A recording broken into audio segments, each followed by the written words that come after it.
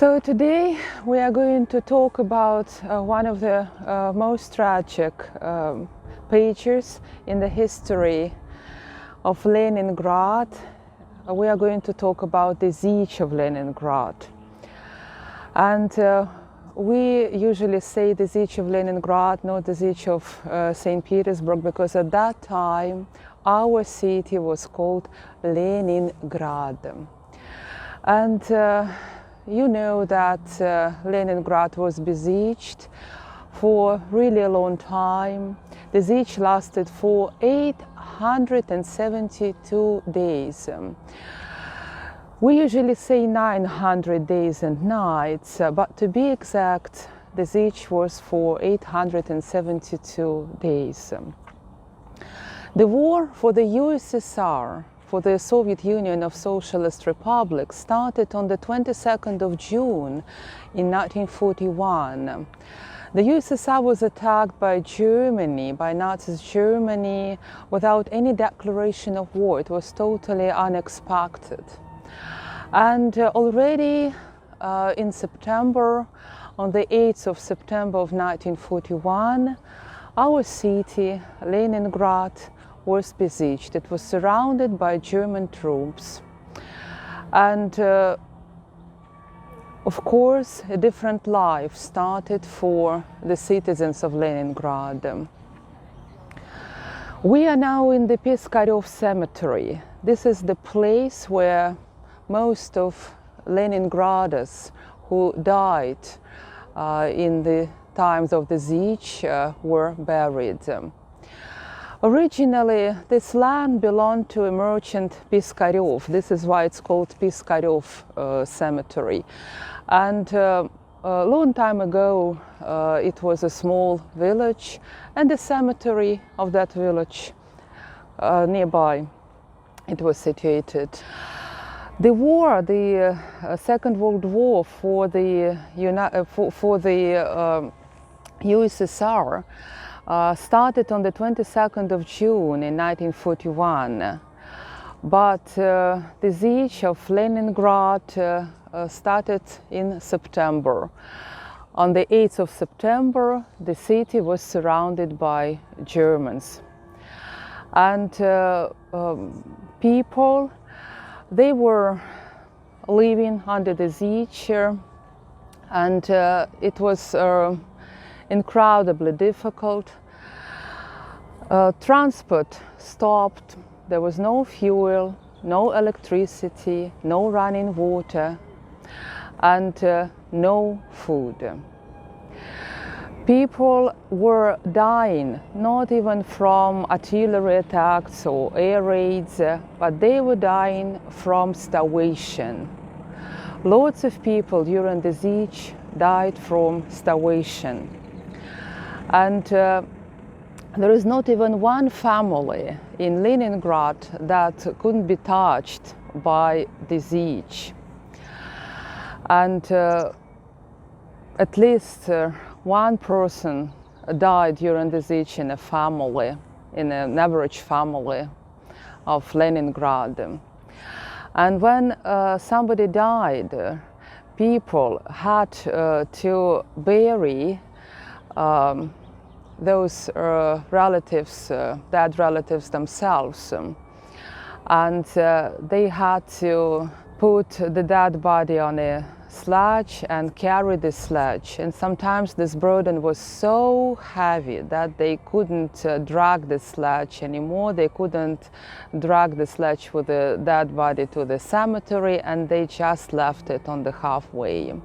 Then the authorities of the city brought those dead bodies left in different parts of the city to this very place, to the Piskaryov cemetery. And here we have lots of communal graves where Leningraders are buried. The worst winter of the siege was the first winter, the winter of 1941-1942, when approximately 600,000 people died from starvation, mostly from starvation. And the only food people could get was a small piece of bread, and it was just 125 grams of bread given as a daily portion to every citizen. Workers could get more. They were given 250 grams of bread, and nowadays people wouldn't be able to eat this bread because that bread wasn't edible at all.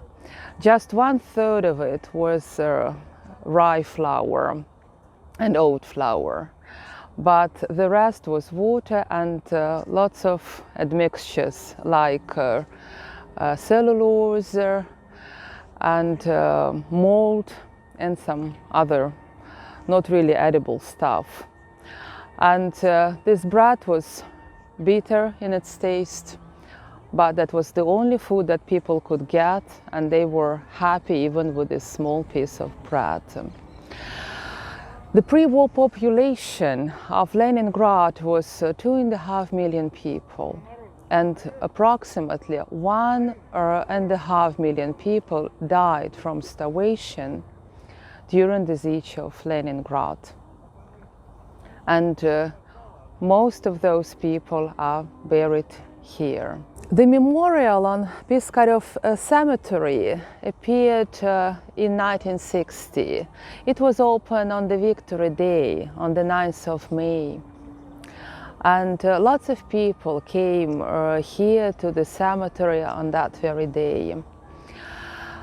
They started thinking about the memorial already in 1945. There was a competition among different architects and sculptors, and the competition was won by two architects, Vasiliev and Levinson. And they arranged a memorial on this cemetery. But the motherland, or Mother Russia, you can see it here on the pedestal, was designed by a sculptor Vera Isayeva. And there is a prototype of this monument. It was a real girl who lived in Leningrad. Her name is Elena Sidorova. She was a schoolgirl during the siege of Leningrad, and her father was also buried here in Piskarev Cemetery. Vera Isayeva chose that girl as a model for making her for sculpture, and this is how the motherland was created. Behind the Mother Russia, or motherland, we see the wall with some words, some lyrics that were created by quite a famous poet, Olga Bergolts. Olga Bergolts, she was like the voice of Leningrad, the voice of the siege. And she worked on the radio. And Leningraders, they were listening to the radio every single day. It was forbidden to switch off the radio because they got the information about air raids, about bombardment by the radio. So they could listen Olga Bergolts' voice every day, and she was reciting her poems, and lots of poems were dedicated to Leningrad, to her favorite city. And now we are going to get closer to the wall, and though it's written in Russian, I will recite it in English, so you will see the lyrics that were written by Olga Bergolts. The words of poet Olga Bergolts were carved on the granite wall behind the motherland. Here lie Leningraders. Here are the citizens of the city, men, women, children. There are many names we are not able to list here, so many under the eternal God of granite. But know, listener of these stones, that nobody and nothing is forgotten. Piskarov Cemetery is quite a big one. It's really a vast area, and there are lots of communal graves here and lots of individual graves, and we don't know exactly how many thousand people were buried here. We usually say an approximate number of buried people. To the right-hand side, there are communal graves with the star. It means that these are graves of defendants of Leningrad. And to the left-hand side from me, we see the communal graves with hammer and sickle. It means that in those communal graves, ordinary citizens of Leningrad were buried. In one of those communal graves, my great-grandfather is also lying, but I don't know exactly where. And it's really difficult to find this information because during the siege of Leningrad, only one person worked here who had to write down in a special book who was buried here and how many people. And physically it was really, really difficult, because imagine that every day thousands of people were buried in Piskarov Cemetery, and the worst day in the history of Piskarov Cemetery was the 20th of February of 1942, when 10,000 people were buried in one day only. So to the left and right there are communal graves, and right in the center of this main alley we see lots of flower beds with thousands of roses. And it's a very special sort of roses which is called cardinal. They are red, pretty red roses, like, you know, the color of blood. And today, unfortunately, it's too early for roses. They're not in blossom yet, but when they are in blossom, they are flourishing until the late autumn. We are right at the entrance to the Piskarov Cemetery, and behind me there is an eternal flame. This eternal flame was brought here from the field of Mars, and it appeared here in 1960 when this memorial was created. And behind the eternal flame there are the communal graves, and right in the center you see the monumental figure of Motherland, or Mother Russia, on the pedestal. Here we see a very small piece of bread that was given to a citizen of Leningrad, and it's just 125 grams of bread that was given to a child or someone who didn't work. Workers were given more bread, 250 grams. But you understand that it was definitely not enough to survive, because it was the only thing that people could get for food. And here we also see some bread cards, and you also see the cards for sugar. And of course it would be just a disaster for a person if he lost his bread card, for example. And it happened also to people. And then it meant only one thing: the person was going to die soon because there was no food. And next to this piece of bread we see some glue, and people were eating also the wallpaper glue. And they were eating leather belts, so they boiled leather belts and then ate it. Of course, it sounds absolutely crazy.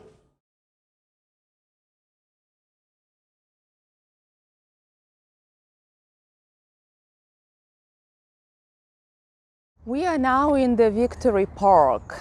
This is one of the nicest parks in St. Petersburg. It's in the south of the city, and lots of people love spending time here and enjoying jogging and exercising, and it's really a beautiful place. But during the siege, there was no park on this very place.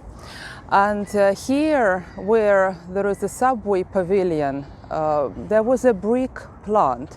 This brick plant appeared here in 1931. So the plant, according to its name, was making bricks.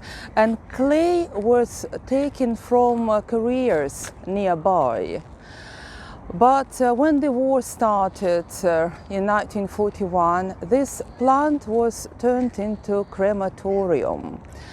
And lots of dead corpses were brought to this crematorium and later were burnt. And here there is a cross. This cross was put here in memory of those people, of those times, those people who died during the siege. And this cross stands on the place where trolleys with ashes are coming out from the brick plant. And later those ashes were thrown into the carrier, that was used for taking clay. And here there is a beautiful church. This church appeared here not so long time ago. It was built in memory of those sad times. And this church is an active one, and people come here for praying, and they have services inside. But everything in this very place reminds us of those days, the days of the siege, when lots of people in Leningrad were dying from starvation, and since there was basically only one cemetery, Piskarev cemetery, where people were buried, and lots of dead corpses were brought to this crematorium that was situated here, and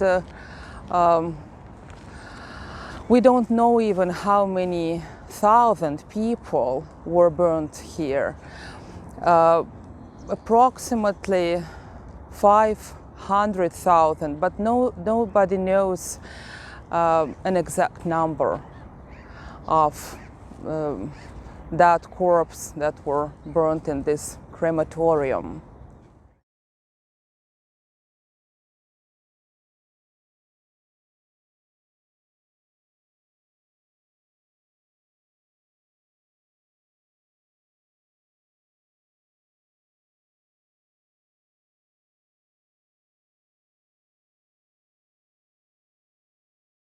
And here we see the trolley. This trolley was the original one that was transporting ashes of those dead corpses that were burnt in the brick plant. The brick plant was working from 1941 till 1943, and then it was closed. And this beautiful park, the Victory Park, was laid out on the place where the red brick plant was working in 1945. Lots of people came here to plant bushes and trees, and so many years passed, and now it's a really enjoyable place, and all those trees they grew, and the park looks just absolutely marvelous. And there are not only trees here, but also beautiful ponds. And behind me there is an Admiralty Pond, and this Admiralty Pond is on the place where there was a career, where all the ashes of dead corpses were thrown in. And it happened that this pond now could be perceived as the biggest communal grave in the world.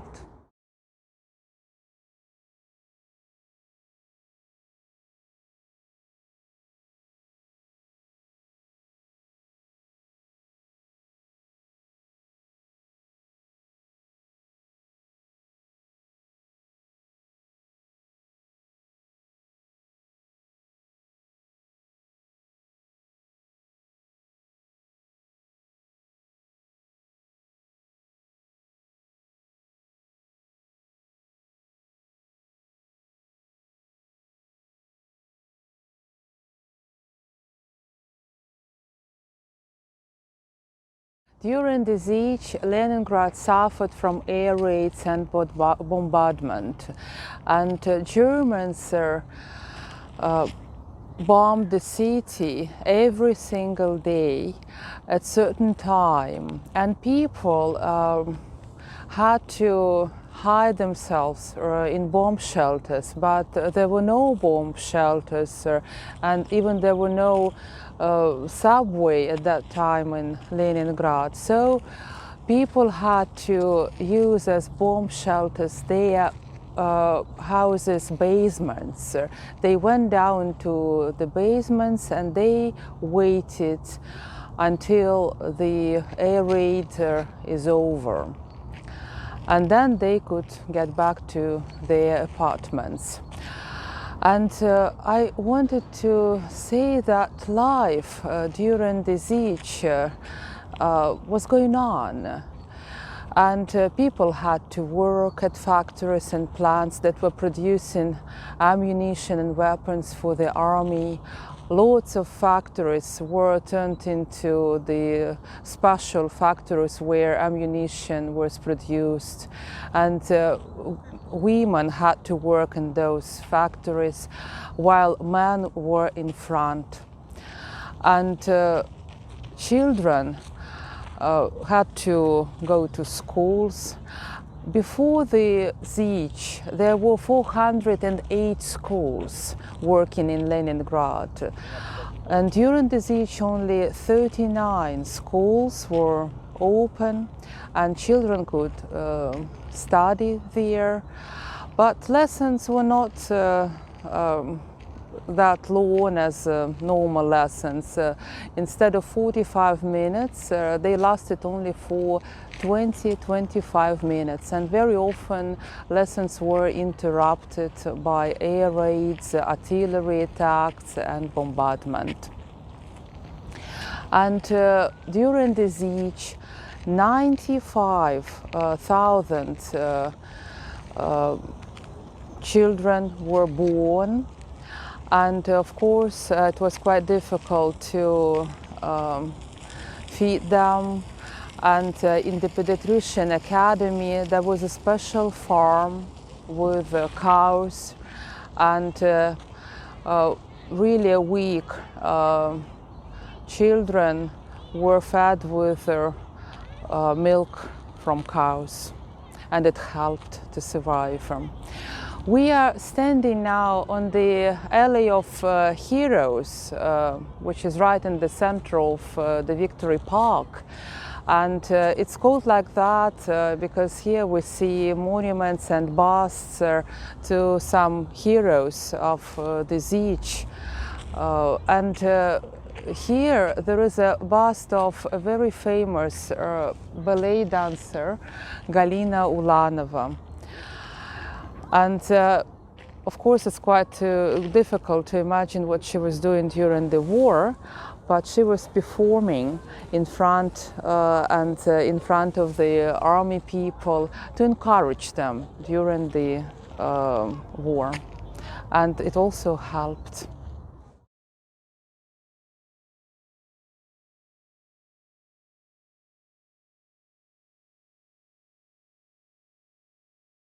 So now we are in the Victory Square, not so far from this place. During the war there was a front line. We are in the southern part of St. Petersburg now. And this great architectural ensemble appeared here in 1975. It was designed especially for the 30th anniversary of Russia's victory over Nazi Germany. And there was a competition, and lots of architects and sculptors and designers took part in this competition, but the project of Anikushin won. And here we see sculptural groups to the left and right, all in all 34 figures of sailors, workers, soldiers, and ordinary citizens of Leningrad. Behind me you see the soldier and the worker hand in hand. So all of them were designed by Anikushin. He was a great sculptor. And behind me you see a granite obelisk, and it's pretty tall, 134 meters high. And on the obelisk there are years of war, 1941, 1945.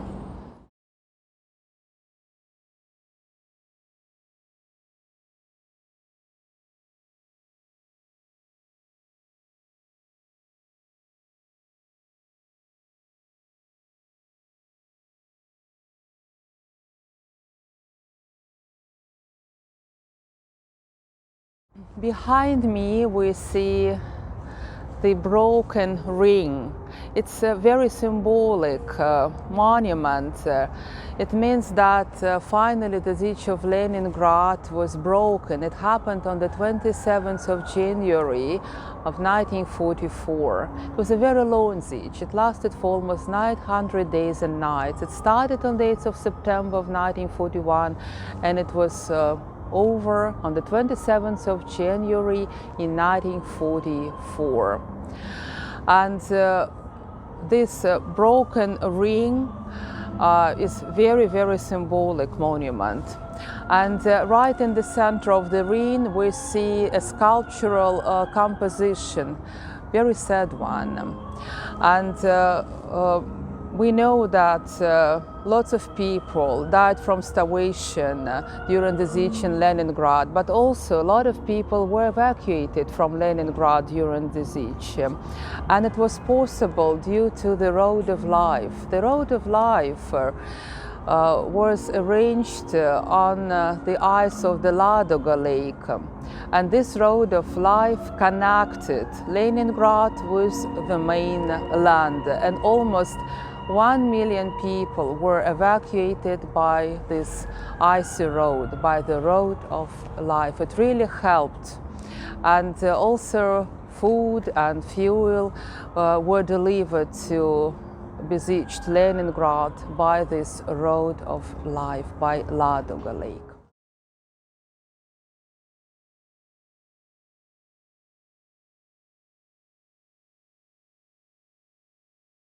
During the siege, Leningrad suffered from air raids and bombardment every single day, and 7,000 buildings were badly damaged and 3,000 buildings in the city were destroyed. And behind me there are columns. There's a colonnade of St. Isaac's Cathedral. It's one of the main church of St. Petersburg. It was built in the 19th century. And during the siege, shells were destroying also historical monuments, and we see that one of the columns was really badly damaged, and they decided not to restore it after the war, so people would see traces of war, and it would remind them of those times of the siege of Leningrad. And during the siege, inside of this cathedral, the trashes from summer residences from Gatchina, from Peterhof, from Pavlovsk, from Catherine's Palace in Tsarskoye Selo, they were transferred here in St. Isaac's Cathedral, because many treasures were transferred to Siberia. They were evacuated, but those things that were not evacuated, so they were transferred to Leningrad, to St. Isaac's Cathedral. And also in this church, the workers from those museums lived. They lived in the bomb shelter, because inside there is a bomb shelter, and it was used during the war, and now it's a museum. It's a part of the museum.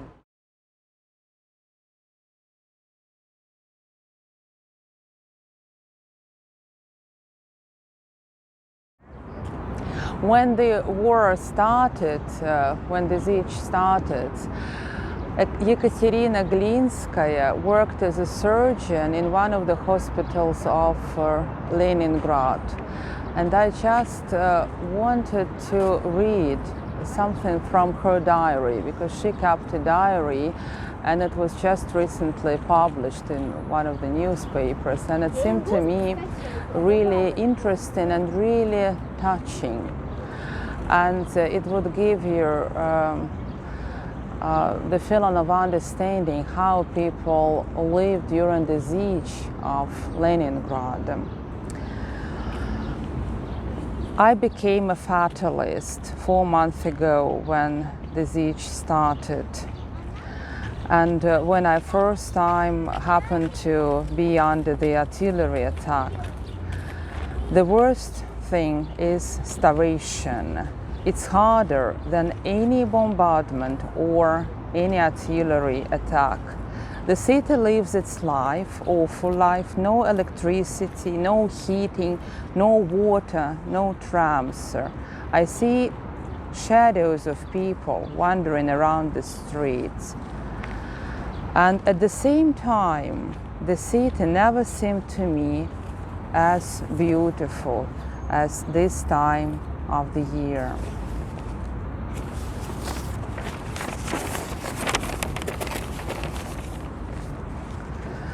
Those who are alive use bread cards of dead ones, and the worst things are dreams about food. Every night I see different dishes. It just kills me. April 1942. I work a lot in the hospital. 2 more departments were open for 90 beds. All nights, bombardments and artillery attacks. I work all the time, and I can't sleep even at night. And I'm really tired of endless anxiety. The city is so clean, the air is so fresh, like in the village. Green trees are everywhere, and no more new dystrophy. Many people, many Leningraders have a chance to get evacuated, but they don't want to go anywhere. They live bad, they starve, but they don't want to leave the city. And I have the same feeling.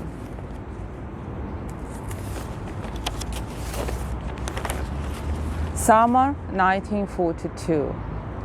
We plant a kitchen garden in our yard. Cucumbers, radish, all this stuff, cabbage and potatoes. The heart is tired of fight, and I feel like having peace. And then the last note, January 1944. In the early morning, I am on the roof of the house watching the shells explosion. It started finally. She is talking, apparently, the breakthrough of the siege of Leningrad.